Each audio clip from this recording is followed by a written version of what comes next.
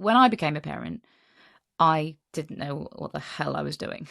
I'd never been around children. I had never really thought about what it was like to live the reality of being a parent.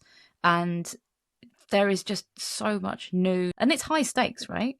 You don't want to mess it up because there's a life involved.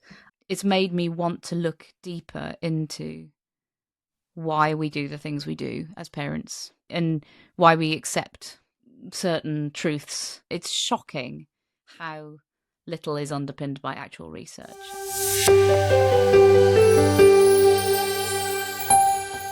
You're listening to the Science Baby podcast with me, Leila. And me, Kim. We're two nerdy mums who've researched the crap out of parenthood. Seriously, you do not want to see our Google search histories. Each episode, we chat about the why behind pregnancy, birth, and everything that comes after. Because babies don't come with a manual, but with one born every minute, we reckon we can figure it out together. Hi. Hi. How long has it been since I've seen your face? Have we seen each other since your birthday? Yes, because I came to your wedding. Oh yes, my wedding. It would be my wedding. Your wedding when I was pregnant and I hadn't told you, and I was like, I wonder if you're going to notice, but the dress I chose just made me look a little bit fat rather than pregnant. Or beautiful, sexy maiden of fertility that you are. And yes, were. Artificial fertility, yes, absolutely. I remember the dress, actually. It was a particular highlight. It was one of the strongest ones. I think I bought about 15 to figure out what would fit this strange pregnant body. But, yeah. How were you with how your body changed during pregnancy? I was a bit sad because I never had that perfect skinny body, very pronounced bump, so I didn't feel very good about my body. I regret that now because I wish I'd taken more photos. I look back and I wish I'd documented the process. I've only got a few photos and I still think they're a bit...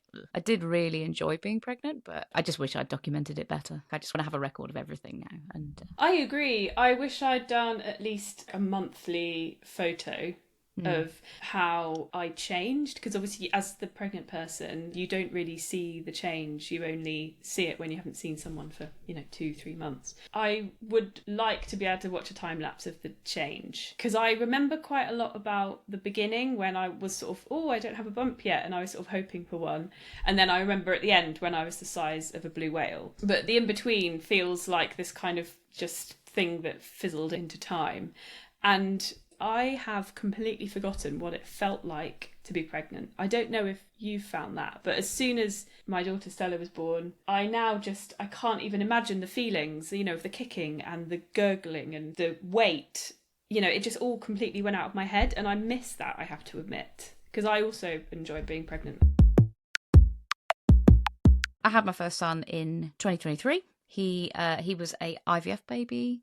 We tried for 8 years prior to having him, and we ended up having the really cool bit of IVF where they actually stabbed the sperm into the egg. I was very chuffed to have the coolest form of IVF. You always were going to.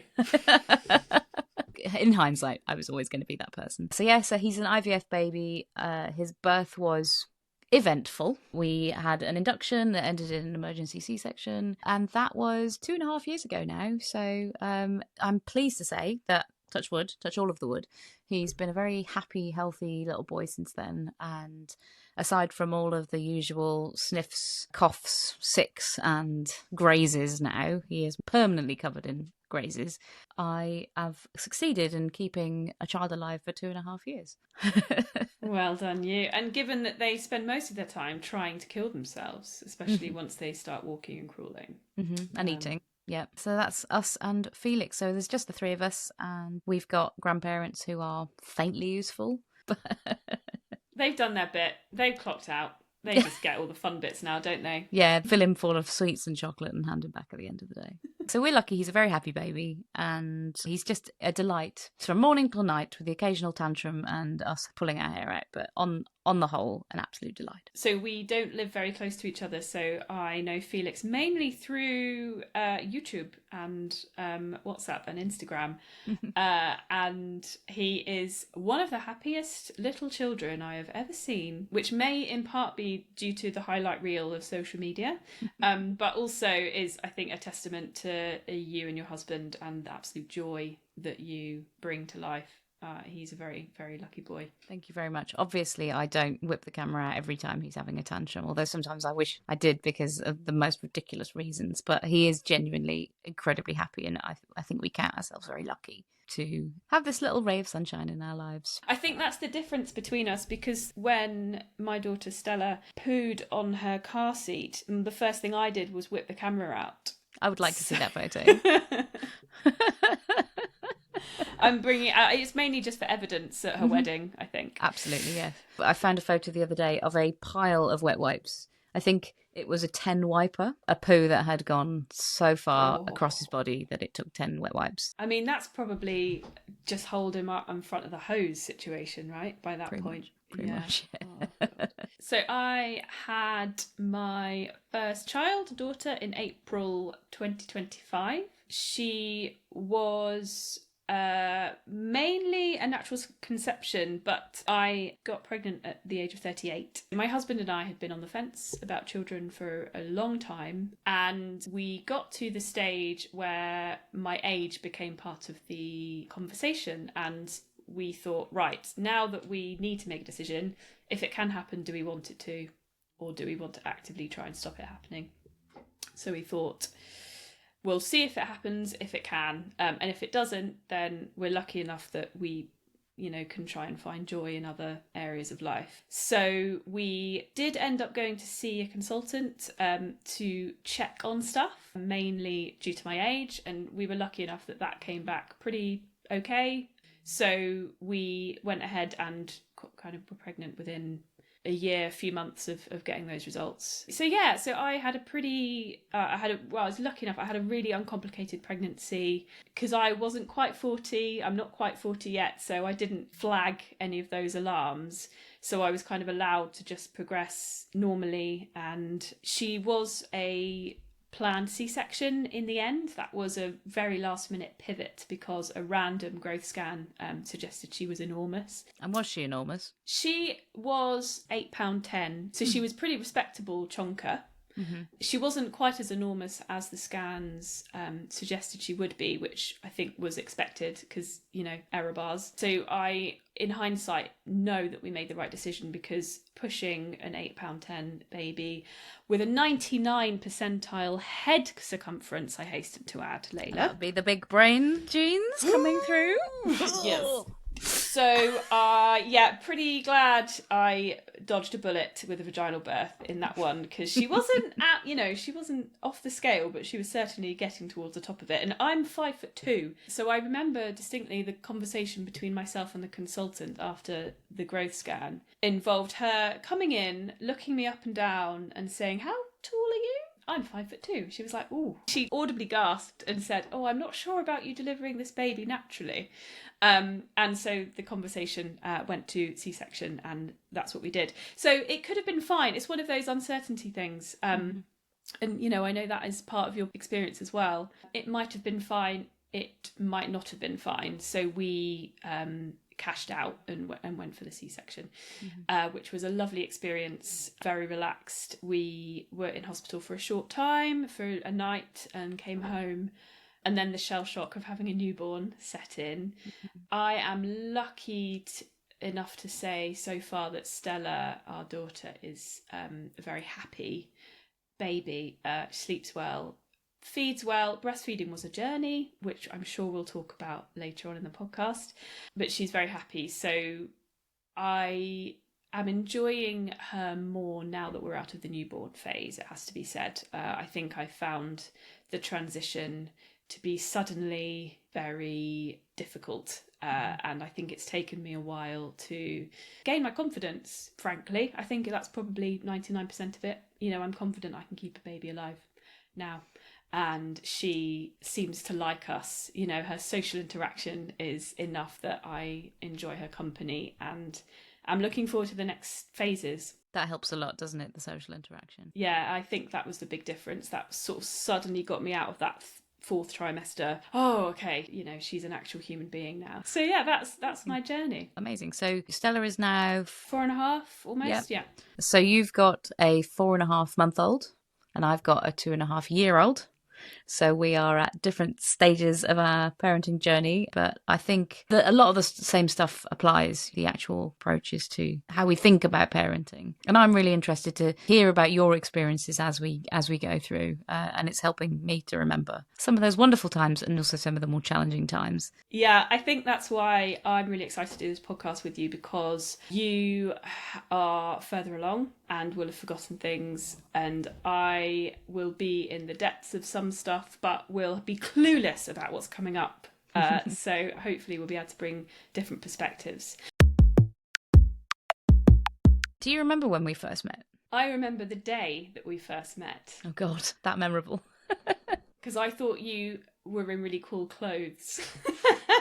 Which probably isn't true because we were very young. So they probably weren't that cool.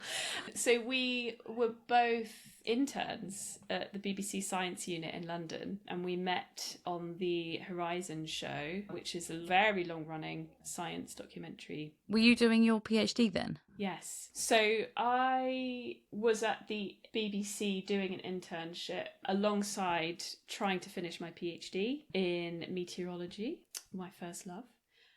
And that was, I mean, not recommended, doing both at the same time.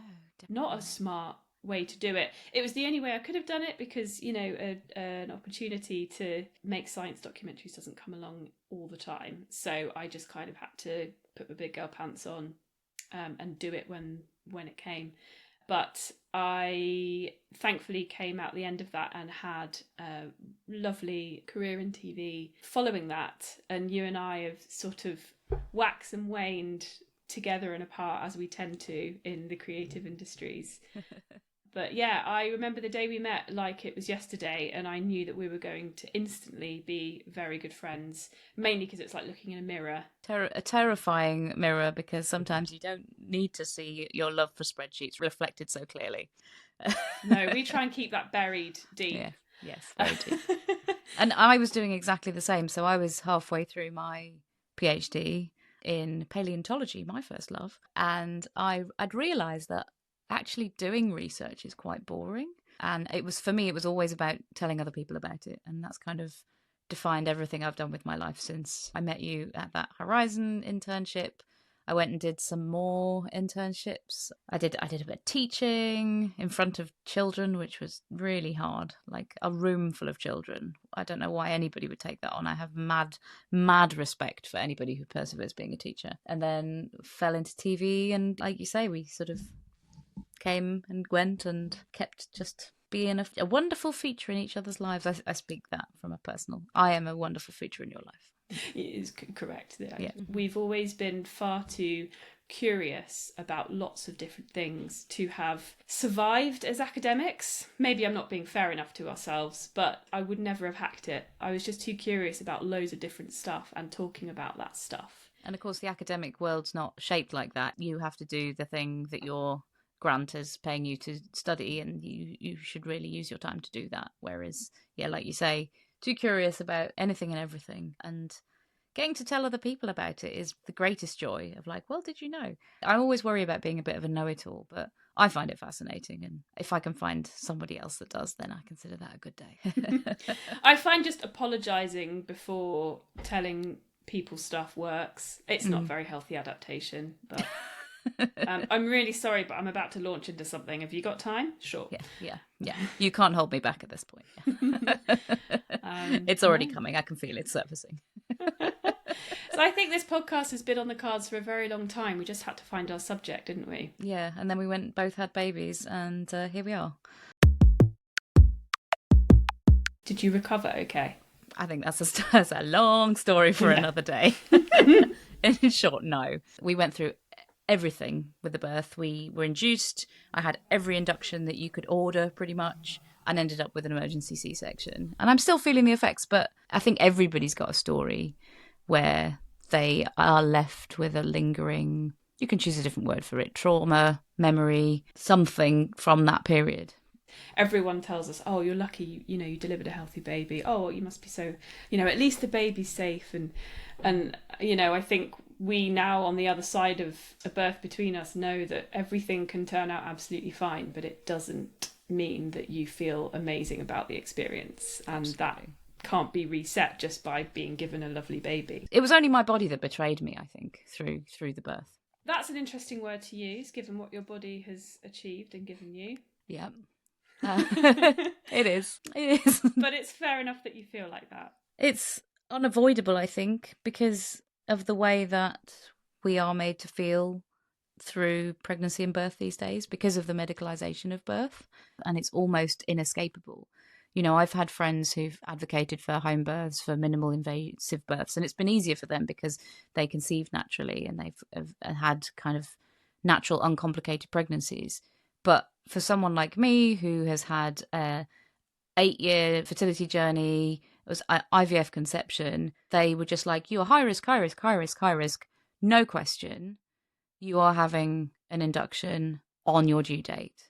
And I had all of the midwife shenanigans before that to try and get it moving naturally, but he just wasn't ready. And I think, you know, if it had been allowed to proceed naturally, it would have gone on another week, another 2 weeks before he'd even made a move. I'd like to think that it would have been fine, but of course you're never 100% sure, which is one of the things that stimulated me to actually start looking in more depth into the science of pregnancy, birth, and parenthood, because we take so much for granted that, oh, the scientists say XYZ, but do we actually know? Or it's well known that you should do this, but like, is that a folk tale? Is it just passed on from generation to generation? Is there actually any science behind it? And what I found is that there was scientific evidence, in inverted commas, that IVF pregnancies are riskier and therefore induction is recommended because there's a higher chance of bad outcomes towards the end of a pregnancy. The problem is IVF is tangled up with older mothers, people who already have fertility problems, so they might have uterine problems. You know, it's tied together with a lot of other issues. Whereas my IVF case was my husband's side. My body was absolutely fine. So in my case, the IVF was not as risky because I didn't have the uterine problems. I wasn't geriatric. I wasn't over 40, but the system wasn't able to flex because they are going on the scientific evidence that says IVF births are riskier. And so I was left feeling like somehow my body had failed because I'd not pushed out a baby on their schedule. And I'm still, you know, you're absolutely right. It's a very strange way to think about it, but it's because I was kind of put on this conveyor through medicalization. So it's made me want to look deeper into why we do the things we do as parents and why we accept certain truths, and we're still trying to get to the bottom of it. And that's very interesting because that's been my experience as well as a mum, you know, desperately searching for information on the weirdest stuff at the weirdest times of day. I have only recently come to terms with the fact that a lot of the information I receive, and indeed a lot of the biases that I began motherhood with, are, like you rightly say, folk tales passed down from, you know, 100 years ago maybe, by people who had no business telling mums how to raise their children and keep them safe, but they happened to be the loudest voice at the time. I'm not saying that's the case for everything, you know, we've absorbed as parents and believe about how to raise a child, but I think that's why I'm so excited to do this podcast with you, is because we get to interrogate, okay, well, what is underpinned by contemporary science and up-to-date understanding and what isn't, because my experience has been that much less than I thought is actually underpinned by a reason. It's shocking how little is underpinned by actual research in terms of stuff being passed down. You know, that's all very well and good, and it has been good for many previous generations, but we are living in an unprecedented generation of mass communication, social media, mass comparison. And I think it becomes quite dangerous when you are, you know, you open your phone and you're scrolling and you see somebody in a completely different culture. It might be America, but they do have completely different cultures doing something differently, and you are left suddenly like in a flash. You're feeling guilty, you're feeling unsure, you know, you want to change your ways, and for first-time parents, that can be really damaging to the psyche because you don't know what you're doing. These babies don't come with manuals, and previously you could have just accepted what your parents had said, and probably that was going to be okay. Let's put aside the generational trauma that comes with different approaches. But yeah, a whole nother podcast. It's a whole other podcast. But now we are bombarded. It's almost inescapable if you're on any form of internet, or even if you go to baby groups, which our parents' generation didn't do anywhere near as much as we do. You're exposed to so many different parenting styles, and that anxiety and paranoia of comparison can be quite scary, and it can leave you just feeling like what the hell am I supposed to be doing? How should I be doing it? Case in point, I think Felix was about, I don't know, 3 weeks old. He was crying, he was inconsolable, and my mum's like, well, just give him a dummy. But everybody I was talking to wasn't giving dummies. And so that was one of my first big Google searches. I'm like, should I give them a dummy these days? Are dummies a no-no?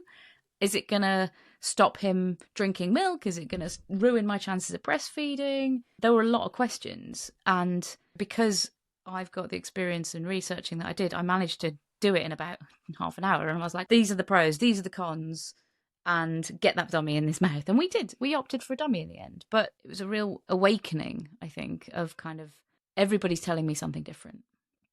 Who should I listen to? And you should listen to yourself. Trust your gut, they say. But sometimes your gut is too conflicted. And is unfortunately directly wired into your emotions and your anxieties, and famously not excellent at making decisions when we're, stressed, sleep deprived and anxious. So yeah, and that is why the research is important and why we need to know where to look, what to believe. And it is tough because there's so much out there, and on the internet these days, it's so difficult to actually find credible sources. You have to dig so deep to find the core of what you're getting at, or if it's just repeated folklore over and over again, or opinions. It's become a feature of my parenting journey. Just Google it. I need to Google it. Oh my goodness, the state of my search history. Even yesterday, I Googled toddler has woken up crying and rubbing eye. Because it was something out of the ordinary for him. I was like, I don't know, do you have a brain tumour? Immediately. I immediately assumed it was a brain tumour. I'm like, I think he just had an eyelash in there, but I had to Google it. I had to see if there was going to be a chance. You've got to be sure. Would you like to know the last thing I Googled? Yes, please. It is how to get poo out of a car seat, because it happened. It still isn't dry. I mean, the saga is ongoing. I'll update you when we next do a recording session. When are you next going to be able to go out in the car? Oh, good question. Tomorrow. It's in the sun. It's up to the old gods now. To be fair, she is wearing a nappy, so it'll soak back in. That's true. Like a reverse osmosis of poo. Yeah, exactly. Yeah, that's fine. That may be the missing link. Yeah, it's absolutely horrific. I mean, I heard it happen, and then she was sat in it for another half an hour. Tremendous. So, was she happy about that? Delighted. Fell asleep. Oh, delicious. Absolutely delighted. A nice warm soup is actually quite conducive to drifting off. Trust me to have a little perv who likes spitting her own poo. Maybe it's a baby thing. Hey, we're all learning. Maybe I think it's a baby thing. Well, we've been doing potty training recently, and getting him to not want to sit in his own poo has been a bit of a challenge. Oh. Yeah, because they're used to it. He's been used to it for 2.5 years, and now he's like, what, I have to get rid of it? I have to flush it away? I'm like, yes, you do. We don't need that. We do not need it all over our bum. They get to keep it for as long as they want, don't they, usually? Mm-hmm. Oh, goodness. Weird mental gymnastics. So bizarre. It's my favourite game at the moment, try to see the world through his eyes, and it's absolutely insane. I can see why he behaves like he does, because, oh my God, everything is new. That is a very good point. One thing that I didn't imagine I would enjoy as much about having a young baby, but I'm loving, is just every hour of every day, I just find myself staring at her thinking, what is going through your head? How are you perceiving this right now? And what do you think about it? Do you think anything about it yet? And it's actually something that really drove, my kind of scientific inquiry, because I wanted to know what's her brain capable of doing? What color does she see me in? And it's just so wonderful because it's changing so quickly as well. Mm-hmm. And that's one thing I hope we can demystify for parents, is try to just give a bit of a rundown of what your baby can do and can't do, because for me personally it's really helped to calm my fears about how she's behaving. Mm-hmm. She is seeing a whole load of colours she didn't even knew existed yesterday, so should we give her some slack? That sort of thing. Yeah, I think it is really helpful. Just like they suddenly start doing something really strange, and it is tied to how their brains and bodies are getting wired up. Felix spent about 3 months just like doing this with his hand, and he was literally figuring out the little motors in each of his joints, and he's like, "Oh yeah, I can go do it like that and do it like that," and then stabbing himself in the face with it. Yeah. Yeah. The old end limits aren't quite there. Stella has successfully got her foot in her mouth this week. That's the Oh, big milestone. amazing! Thank goodness, at last. She is so relieved, honestly. Important life skill there. Very Yeah, important life skill. Excellent. absolutely. She hasn't got the entire thing in yet. I think there might be a size disparity, but I assume that'll work its way Yeah, out. just a couple of toes. Yeah. Yeah, Her favourite is the big toe. Just excellent. in case Why you not? were wondering. Yeah, has she sampled all of them? I think so. Yeah, she makes this weird little noise as well, like she is literally eating a taster menu. She's like It's really creepy. That is, it's creepy but super duper cute. Amazing. Are you familiar with the concept of matrescence? Mm-hmm. Yeah, so the idea of that is that the change as we as adults become mothers is as significant as the change that adolescents go through as they go through puberty. And so the hormone rushes, the brain restructuring, the whole way that our brains work completely transforms. And that's definitely something that I've found. Everything that I thought I was before becoming a mother has just almost instinctively turned on its head. And I think every mother goes through a change to a greater or lesser extent. And I've been pretty much floored by how much I've changed and my priorities have changed and the way that I react to things has changed since becoming a mother. I don't, have you found that, or have you managed to keep your head a bit? A bit the head that was there. I have found it to be transformative. There are things that my brain can do and can't do now that I was extremely surprised by. I had done a bit of research on matrescence before Stella was born, and so I knew that it was a thing, and I knew that there was a brain rewiring and matter loss in different parts of the brain, and I knew intellectually that it was a process that we undergo. To feel it, I have found to be more unnerving than I expected. There are things to do with attention and memory in areas not related to my baby. So, I will just forget things that I'm not used to forgetting, and it makes me feel like I've got a blind spot on life, which I don't enjoy the feeling of. I know that it's a part of my brain rewiring itself so that I can attend to Stella in ways that my brain probably couldn't do before. But what it takes away in terms of processing power in other places, I am still getting used to that feeling, and I'm not sure if it'll ever come back. I have a question about your experience. Did you find that process of matrescence and your brain shifting and your experience of life shifting, did that happen overnight for you, or has that been a process that has taken time? And the reason I ask is because obviously I'm at the beginning of motherhood. You are not quite as at the beginning of motherhood as me, so I'm interested in what's happened in that gulf between us. I think probably with the huge caveat that everybody's experience is massively different, and it's shaped not just by personalities but also their expectations on themselves and the support structure that they have around them. I've always been a bit of a go-getter, self-motivated. I can do everything by myself, and I do find it really difficult to ask for help. And so in those early months, I think the first phase was similar to how you describe, very forgetful. I actually had to lean on people to just kind of help me organize and just stay on top of existing. And I was really lucky, my husband was very very supportive in that period. But there came a shift in, and I don't know whether this was in Felix's age, whether it was getting towards the end of my maternity leave, thinking about going back to work, thinking that, okay, I'm out of the postpartum period, I need to have my shit together now. But I suddenly felt a lot less in control. I felt like there were more expectations on me. You know, he, as a baby, became more demanding. He was moving. We had to start thinking about weaning.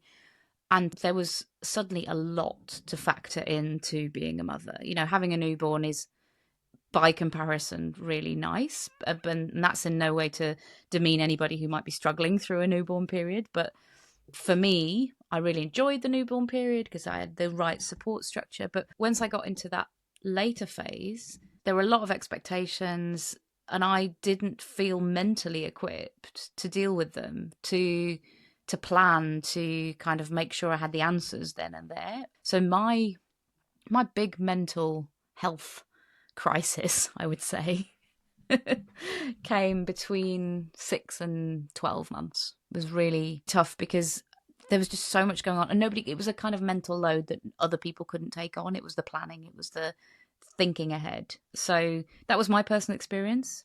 But I didn't really start to think about matrescence until after that period. And looking back now, I can think, yeah, well, even through that period, because the hormones keep changing even after the baby's out, even through that period, my brain was still transforming, my priorities were shifting. And I think it is still a process that's going on today. The more experience you have at a particular life stage, the better you feel at it, the more accomplished you feel at it. But they keep changing, they keep growing up and keep changing. And I think it's so easy to map out the different stages of your transformation with hindsight, isn't it? When you're out of the quagmire. 6 to 12 months is a very interesting time, isn't it? Because there are lots of things that you suddenly have to do with your baby that are not baby things. There's the weaning, there's the crawling, there's getting ready to walk, there's probably teething. And I don't think it's any coincidence that it also probably is around the time that people stop offering support because they think, oh, she's 6 months in now, she's got this down, it's fine, she's fine. And it's probably the time when you feel less able to ask for help as well. I imagine it's a crunch point in many ways. That is definitely the case. I felt like I felt there was a lot of shame surrounding my struggles because I felt like I was out of that traditional postpartum depression zone because I didn't feel postpartum. They're 6 months old. He's a year old. But then I couldn't even express what kind of help I needed. I just wanted to be better at it myself. And some things you just have to, well, I just had to muddle through, I suppose. But yeah, 100%. The support just bottomed out during that period because, yeah, it was a year on. Yeah. And one thing I was very surprised by, but thankfully more experienced parents in my life have told me to expect, is that hormonally you are not the same for years. And that blew my tiny little mind. I knew about the 4th trimester. I knew the first 3 months, newborn, your body's in shock, essentially. But I did not expect to hear that you won't be right for potentially years. And that is a normal thing to expect. And I think we don't talk about that enough. Or maybe secretly we do as new mums. So I think it's a much heavier than we are taught to expect before we become parents. When we're considering becoming parents or preparing for the arrival of a kid. I find myself saying to other parents a lot, oh, they never tell you about this. They never tell you. They never warned you. But how would you warn somebody? Warn them. How would you tell them? And how could you make them realise the magnitude of this personality change, this physical, psychological, physiological change that you go through when you have a baby? And it differs between every person. So you don't want to say, you're going to have a terrible time, the hormones are going to throw you off. You want to say, there will be a change, but nobody can tell you what that change is going to be because it's unique to you. And then like, oh, great, that's super helpful, great chat. One of my relatives put it in an amazing way, and I've never forgotten this. And indeed, because I wasn't a parent yet when she said it, I didn't understand what she meant truly. But she, I think, had had her first child, and she was expressing to us her regret that she hadn't been there for her friends who had had children before her. And she was recalling a conversation where she was talking about this with one of her friends, and basically it went like this. She said, I understand. I'm so sorry I wasn't there for you when you had your daughter or son. And the friend said to her, you didn't know how to be. It's fine. You're a non-parent. You are there for me in a way that you know how to be. When you're a parent, you understand, but it's okay that you don't understand before. And I obviously thought that was a lovely anecdote, but now I'm on the other side of becoming a parent. I understand that so viscerally, and I'm just consumed by guilt that I haven't checked in on parents in the past, because now I know what it does to you. And it is hard, but it's not just the hard graft of looking after a baby. It's the turmoil inside your own mind that's unavoidable. I mean, before we started recording this podcast, I reflected on the being there thing, with you, and I remember that you were, one of those people that would check in on me unintrusively, and saying, hey mate, just thinking of you, no need to respond, you're acing this. And of course, that's exactly what I needed to hear, without promise of getting back to you for 4 weeks or whatever. And I guess I also want to thank you for that, whilst acknowledging that I didn't do that for you when you had Felix, because you didn't have a child and you had no concept of what it was like, and yes, that is fine. And I must be kind to myself and realise that you don't know stuff that you don't know, but also apologise and say you were doing an incredible job, and I hope that you had the support from people who were able to give it. When I wanted to make this podcast with you, I loved you as a friend before we had children, and I thought I wanted to do this with you because I feel like you would understand a lot of the approaches. But I did feel very nervous approaching you because I don't know what you're going through. I don't know how to suggest something, and when I don't know whether you feel like you're on top of the world or you just want to die in a hole. I'm too far away to actually offer any actual help, so I don't want to burden you anymore. But as a new mum, you don't have the resources to maintain friendships and keep everybody updated about where you are in your head. Like, I can barely do that with my own family, to be honest. Yeah. I just snarl at them. I spend my life just sending apologies via WhatsApp saying, hello, no headspace, love you. And everyone in my life has said, dude, don't sweat it. You're looking after a kid. It's all good. And I think that probably says volumes about who I've selected to have in my life. When I became a parent, I didn't know what the hell I was doing. I'd never been around children. I had never really thought about what it was like to live the reality of being a parent. And there is just so much new, and it's high stakes, right? You don't want to mess it up because there's a life involved.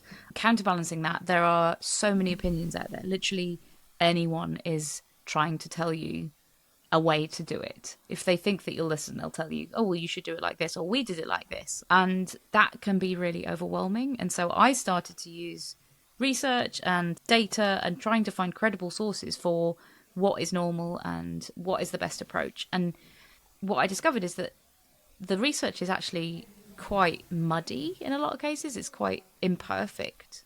And I find it actually fascinating about why it's so imperfect, but that's like a story for another time. But there's not always a clear answer for what you should do, and it is up to you, and you should follow your gut. But I found that knowing the weight of evidence in one direction or another really helped me to make that decision.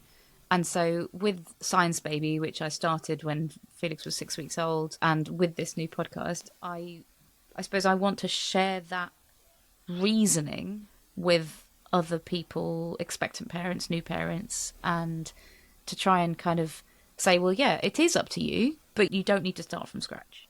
There is stuff out there, and it can be really difficult to try and translate all of this scientific jargon and the papers and the arguments that often go on in the realms of science. Hopefully we can try and juggle up some of those facts and come up with different approaches and ways you might want to think about some of these subjects. What we're going to discover is that sometimes the answer isn't obvious or isn't easy to find. And there are loads of really interesting reasons why doing scientific research on kids and babies is difficult. So I guess one thing as well that we need to make very clear is that the answer sometimes doesn't exist.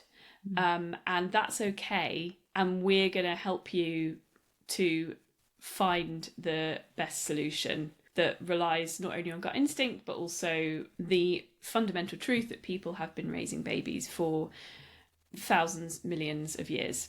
And it's going to be okay. But we're going to try and demystify what the scientific method has been able to demystify so far.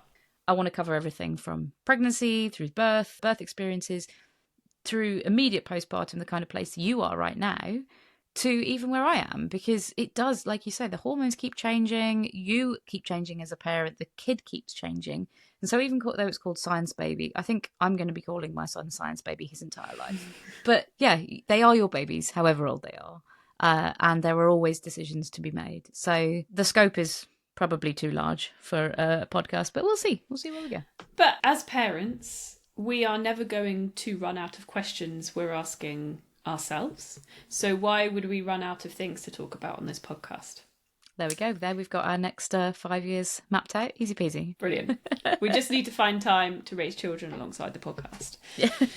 So I guess in the future, there'll be a lot of chatting about our experiences and the experiences of people we know. I am always interested in what my community has to say, and I love it when people share their stories. So I'm really looking forward to seeing some of those comments and hearing people's stories and their questions as well. And in the future, I'm sure that we can answer some questions, because lots of the same questions keep coming up, I'm finding. Yeah. The ones that we have, everybody's having. Hopefully get some guests on, some experts, some other parents who are doing what we're doing and questioning the way that we're questioning. So yeah, lots of exciting stuff coming up. Lots of exciting stuff. And as mums, we magically now have access to a network of other mums. And so we are at certain points in our journey, and we've had certain experiences along that journey. Thankfully, we have a whole network of people who have had different journeys and are at different points along that journey. So we're going to try and bring their voices in as well to fill those gaps that we can't fill ourselves. Because, yeah, everybody's experience is totally different. And I think it can really help to hear other people's experiences, to know that you are not going out of your mind, or at least if you are, you're not doing it alone. That's it for this week's episode of the Science Baby podcast. This has been a bit of a special one to introduce you to the people in your ears, but our first couple of episodes are already up, so go give them a listen. We'd love to know what you think and what you're looking forward to. Join the chat on Instagram. Just search for The Science Baby. See you next time.